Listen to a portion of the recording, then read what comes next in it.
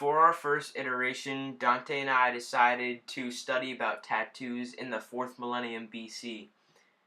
In this time period, it was considered to be the ancient Egyptian times, years 4000 to 1300 BC. In this time, tattoos were not discovered by one single person, but just used in society as a whole.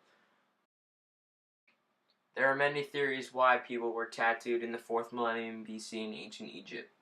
The most popular theory is that tattoos were used to mark prostitutes or dancing women.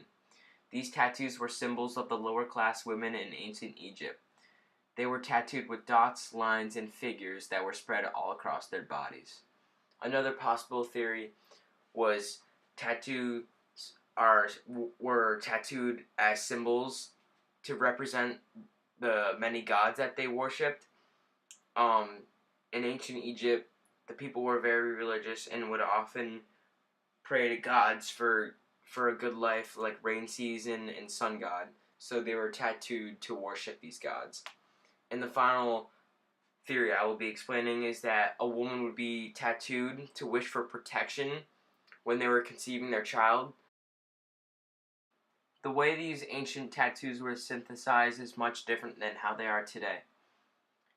These tattoos were, like, the ink was made out of soot, which is produced by the combustion of coal, wood, oil, and other flammable products. Soot is mainly composed of carbon. And the chemical composition, it was not made chemically, but the stitches were just stitched into the skin using a needle. Pressure was then added to add the black pigment, and then afterward the oil was rubbed in the skin. That method was used for sewing lines into the skin of the people of ancient Egypt. And for the puncture method, a sharp-pointed instrument such as a pin or needle was used to puncture the skin. Then the black pigment was added to rub onto the skin after the skin was pricked. This created dots, figures, and even sometimes lines. The tattoos were mainly composed of soot, which is most commonly used as a pigment. Soot is a mixture of particulate carbons. Commonly, C3H can grow into change, cyclic, and unsaturated. Soot can be a fine black powder, coarse, colloidal, or anything in between. These tattoos were important to society, corresponding with the multiple theories of why people were tattooed at this point in time. For the theory of the prostitutes, it was important because it separated the rich from the lower class in society. Also, if in the situation where if women were tattooed to conceive a child, it brought good luck to women who were pregnant, serving as an amulet, like protecting the women. So this was important to them, so they could conceive their baby healthily. Also, the tattoos may also be viewed as a way to connect people with the universe, gods and goddesses, because this represented their culture and religion, which was very important to society back then. For our second iteration, Dante and I researched the late 1890s and early 1900s in tattoo history. Samuel O'Reilly invented the first electric tattoo machine, which was patented on December 8th, 1891. His invention was adapted by Thomas Edison's electric pen. Samuel O'Reilly invented the first electric tattoo machine, as I said, and he based his invention off Thomas Edison's pen. Edison's invention was a failure, and O'Reilly modified the invention to have a needle instead of a pen, and he had an inkwell to inject ink, which later became the first electric tattoo machine.